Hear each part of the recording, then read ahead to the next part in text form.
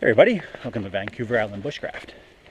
Doing a little bit of a hike in the middle of the week and just getting out and enjoying the outdoors. It's about 5:20 in the evening, and here in British Columbia it starts to get dark, so the sun just went down and I'm just doing a bit of a hike. So it's going to be dark in about 45 minutes. Now, I want to make sure that if something happens, I'm good to go.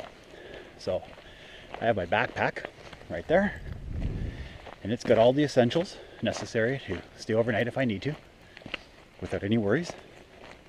I have the rifle here, so I can make sure that I'm okay. At 5 o'clock at night, it's just starting to get dark. That's when the bears are out. It's bear season right now, actually. Hunters are out getting some bear. A buddy of mine's already grabbed one or two, I think. Anyway, so yeah, just doing a bit of a hike, and thought I'd bring you guys along with me. And if the light starts to get a little low, I'll put the headlamp on and try to stay ahead of the illumination issue. So I'll talk to you guys in a little bit. Just keeping an eye out. The bears are usually up in a tree or rummaging around on a trail, and you gotta watch out for that kind of thing. So anyway, I'll talk to you guys in a little bit. I'm gonna just keep on the trail here and see how that goes.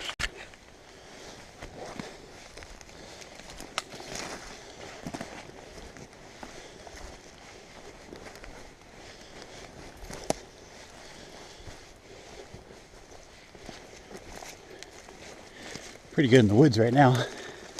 Not sure how your lighting is.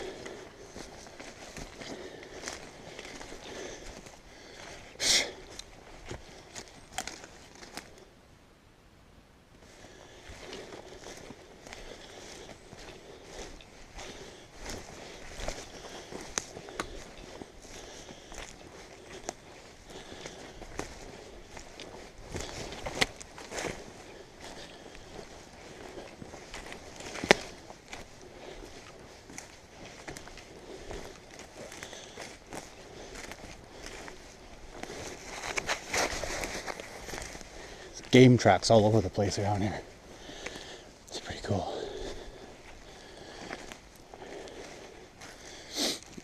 There's a bit of a gully all the way down there. Not sure how 3D it is for you guys, but yeah, it's really nice. This is kind of close to the bivouac. It's not right there, but maybe I'll travel a little bit and maybe I'll make my way to the bivouac and have a coffee or something. So I go another 500 or 600 yards, maybe half a mile. And here I'm using yards and miles in Canada. Anyway, it shows my age. Maybe I'll scant back and go to the bivouac and do a couple of things with you guys. What do you think? Okay, I'll just keep going here.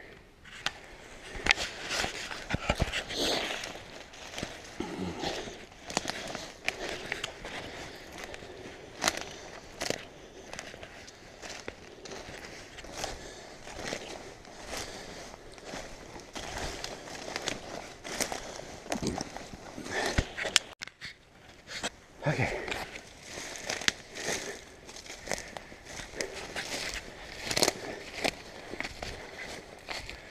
It's coming to the back of the bivouac. I had quite a fast pace because it wasn't a whole heck of a lot of time to get over here before it got dark. There she is.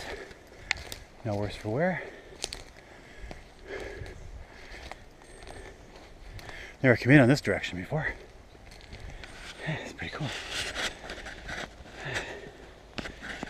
Okay, let's get this rifle down. Oh, I bet she's dark now for you guys, eh? I'll get that illumination going in just a second here. Okay, guys, it's starting to get a little bit dark here, that's for sure. So, remember in the beginning of the video I said I'm going to go for a bit of a hike. I pretty much changed my mind about 45 minutes into the hike and thought I'd just take a 180 or actually a 90 degrees and head to the bivouac. I wanted to have some coffee, and but I also wanted to show you guys. I got a new pack. It's pretty close to the same as the other one, but I'll show you what I brought in it. My full intentions was just to go for a hike for a few hours and then come back again. And then I thought, I had a hard day's work. I think I'm going to head to the bivouac and have a coffee and maybe a little bit of supper on a stove. So this is what I normally would bring if I'm going on a hike. I'm going to show you in the pack here what I would normally bring if it was a situation where I was on a hike and I could get lost. So I'll set up the camera and I'll show you what's in the pack.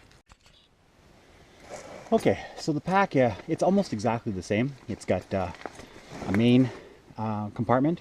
It's got a secondary compartment, and it's got a couple of two pouches here on the side, as you can see. Pretty much the same configuration. Molly straps everywhere, D-rings, kind of a unique tie-up situation here. It's got a really good skookum handle. It's not the same brand as I had before, but it has the same basic characteristics. I can carry my grail on the side, and then of course I have my my knife. It's the newer one. I got it around a Molly strap, and then hooked on twice here, so it can't go anywhere. I use carabiner to lock down my pouch, my pack, and yeah, it's a pretty neat pack. Back the mesh is not overly thick, but not too bad. These aren't very thick at all, but it's a small pack and you don't really need any kind of thickness. They do have waist straps, but really there's no need for waist straps. I might even take these off. So let's see what's in here. Okay, so this little pouch here, I got medical stuff and some toilet paper and a lighter. Pretty much that's it for there. And this one, I have my my pad. I have the emergency shelter and some jute twine and a ferro rod. This here will help you survive just by itself, obviously, right? Okay, carabiner, like I said, keep everybody safe, keep everybody secure. Okay, so the top one. It's really nice. This pack actually opens up pretty nicely. So this one here, I got coffee, one of those Nor packages, some carnation, some Bovril, some coffee whitener, more carnation. I think that's about it. Oh, there's some mashed potatoes right there. So a fair amount of food, actually. I would definitely not be suffering at night with that. Let's see, we got over here. This bottom one opens all the way up to the back, so you can just open it right up. It's really nice. So I got my stove and canister for cooking. I got the condensed milk. I got the coffee percolator, 2 things of water, because I wasn't planning on coming to the bivouac, so these are full of water, and a energy bar thing. Now this one here, contrary, or as opposed to the other one, has 1,200 calories and all the vitamins and minerals. 1,200 calories, not 200. So this is a fairly good chunk of calories. Half your calories for the day basically is in here. Fork and spoon, so I was using my KFS sets for the or KFC sets on the other bug out bags. The pot that my son gave me for Father's Day, which if I want to make some supper, I'll do it in that. Sugar. I got 3 of these sugar things here. And that's about it, guys.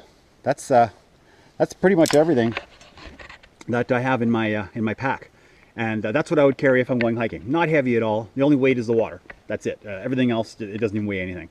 So if I didn't have the water, and like later on in about, I would say in a month, there's no need to carry water. There's streams everywhere, overflowing. So I would not have to carry the water. So it'd be literally, I could just run with this and there would be no weight at all. So that's pretty much what I have in the pack. And I think I'm gonna grab a coffee with the stove. I'm not gonna start a campfire. It's too late. I don't want to have any embers or anything.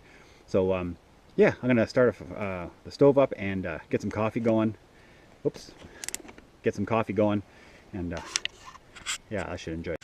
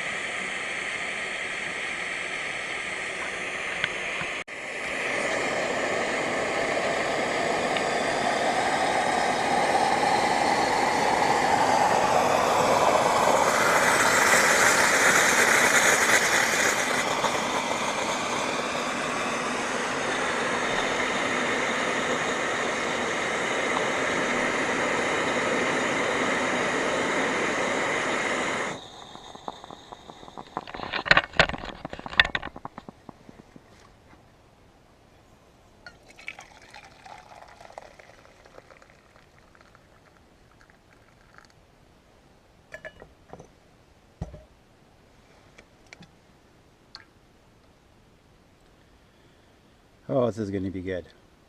I had a terrible day today. All the computers I was doing, something went wrong with every one of them. Ended up fixing them all, but still it wasn't one of those easy days. I like the easy days. Kind of nice. Okay.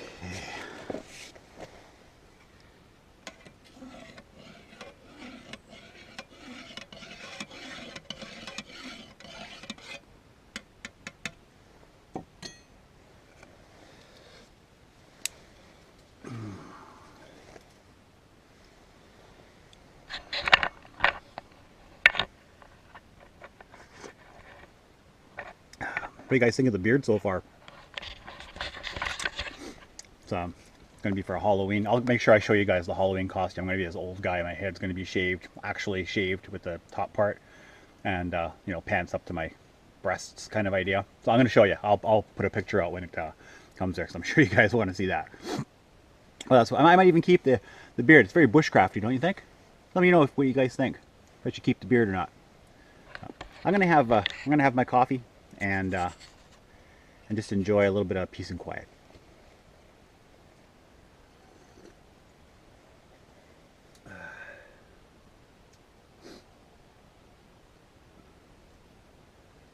Cheers, guys.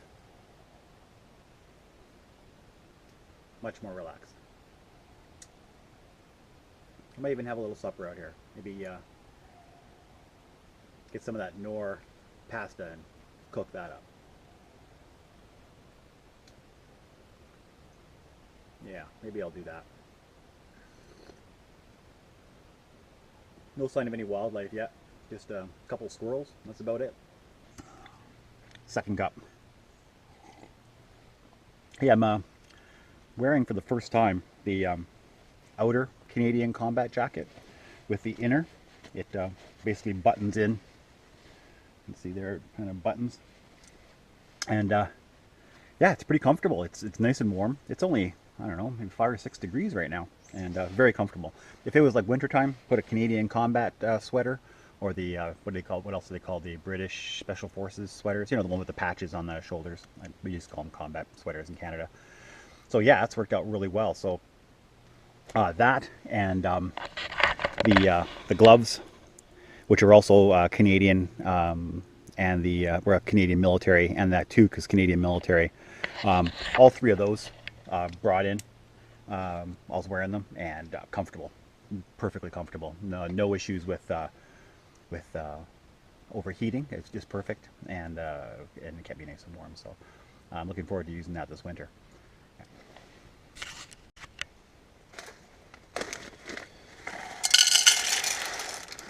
Ooh, I don't know if that's going to fit.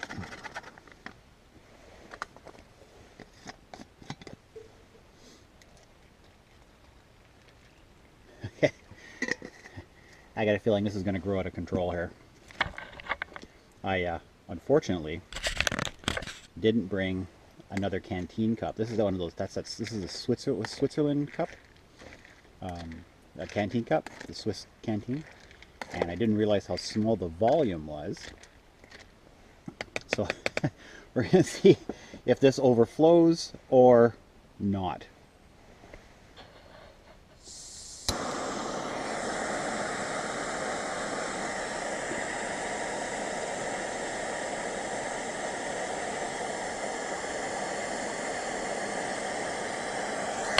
You'll notice that the little feet on the stove, they swing out. I didn't show that last time. I left them swung in, but they swing out and give more surface area, so it's a little safer to be able to use it, just so you guys know. Okay, how many of you guys caught this? I'm putting the stuff in the canteen cup, but yet when I showed you my gear, I had the bowl that my son gave me for Father's Day. I totally dapped. So anyway, now I've got it on the bowl, and we're using it. Okay, I kind of gapped. I don't know. It's been a long day.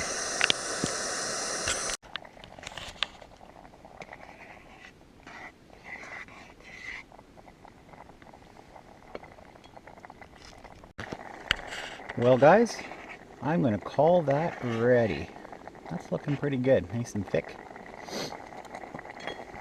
This little bowl is pretty cool. Down, that off. Let that cool down a little bit. And we've got ourselves some nice macaroni.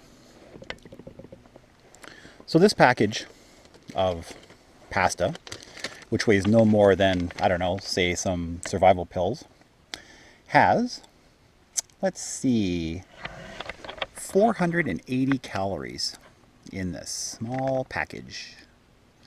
480, it's almost 500 calories in here.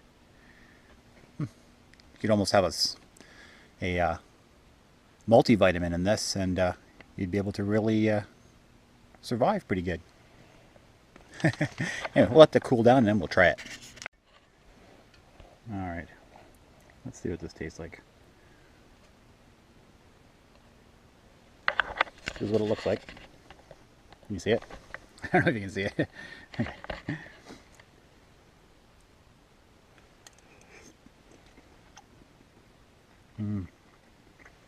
That's really good. What kind is this? Homestyle cheddar sidekicks. Homestyle cheddar. That's really good. Okay guys, I am finished my supper, and this is the true reason here of the video. I've gone for a hike and started off at about 5:20, 5:30, somewhere around there. Did my hike for a couple hours, and now I'm in the woods and it's dark. What do I do? Well, I have to make a decision. Do I camp? No, let's pretend we're not at the bivouac. We're in the middle of the woods right now. Do I camp? Do I make my way home? Now, what I have on me will make the decision whether I go or not. Now, I have a weapon, so I can safely traverse through the woods. I have ample illumination. I have a GPS, which allows me to backtrack, so I can't get lost. And I've done this many times before, so it's not new to me to be able to walk through the woods. So my decision is to make my way back to the truck, and I'm going to take you guys with me and show you how to walk in the woods at night. Now remember, I've done this before. I have everything I need. If there's any issue, I have the 4 categories of survival gear in my bag. Can you guys remember what it is? I'll give you 2 seconds. Fire, water, shelter, and food. I left a half a canteen of water in my bag. I didn't empty it out just in case. So I'm set. If I was to trip, which I'm not going to, I'll show you why I'm not going to trip. And I'm going to take you along in the woods in the middle of the night. Not the middle of the night, but definitely at dark. So let me get situated, and I'll turn you back on in a second. All right, guys. As you can see, I have ample illumination. I have a light on the SKS, and I have a headlamp on. It's pitch black out, and as you can see, the stream is completely full of water now, which is awesome. And so what we're going to do is I'm going to show you walking at night. Now, it's really important that every step you take, you're sure of where you're going to go. This is very important. It'll take about 3 times as long to get where I want to go, but you have to watch out for all sorts of stuff that you can't see. Like, for instance, if I was walking along and looking down, that's at eye level. That's the end of my eye. You have to make sure you're really watching where you're going. So it's a slow going. Rifle bayonet is out, and the rifle is not cocked, because for safety in case I trip. And you just slowly go along. And if for some reason I get turned around, I just have to take the GPS out and make sure that I'm resituating myself. So I'm going to keep going here, and every once in a while I'll bring you back. Okay, guys? Hey, guys. Oh, still in the woods here.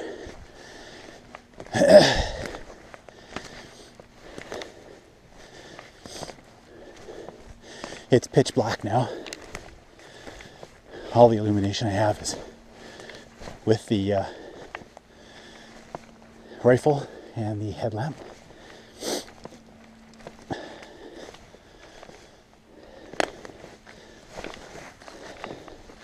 You sure gotta take her slow. There's a lot of stuff you can trip on. I'm trying to be as loud as I can too. I'm definitely not trying to sneak up on anything. So I'm not trying to avoid branches or anything like that.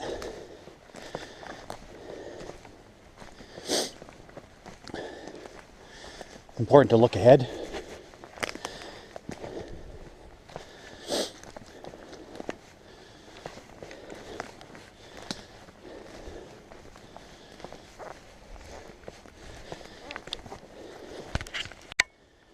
All right, so I've reached the road.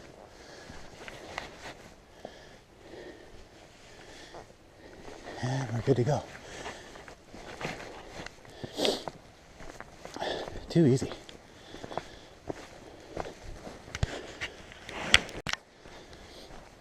Well, guys, that was nice and relaxing. That was pretty fun, actually. I think I'm going to let you guys go. I just got another 100 yards or so to go, and I'll be at the truck. I'm breathing heavy because I took it really fast on top of the hill there. So, but yeah, it was great. I wanted to show you guys when and how to walk in the woods at night if you need to. Normally, if you're in the woods and you don't have any GPS, you would want to take your pack off, set up camp, and then start in the morning. That would be the safest way to go. But yeah, if you have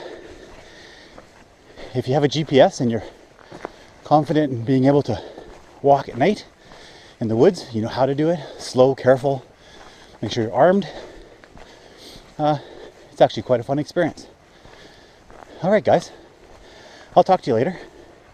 And you guys take care, and I'll see you next time on Vancouver Island Bushcraft. And please subscribe if you haven't already.